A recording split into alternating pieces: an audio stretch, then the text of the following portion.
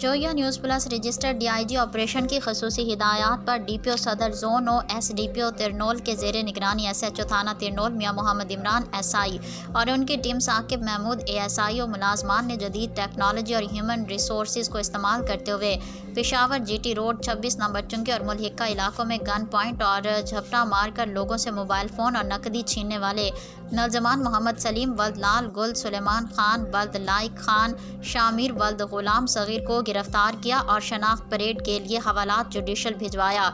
और मुलजमान के दुरुस्त शनाख्त होने पर मुलजमान को रिमांड जिस्मानी पर लाकर मुलजमान के कब्जे से वारदातों में छीने जाने वाले नकदी रकम मुबलिग 6,50,000 रुपया, मोबाइल फ़ोन और असलहा बरामद किया है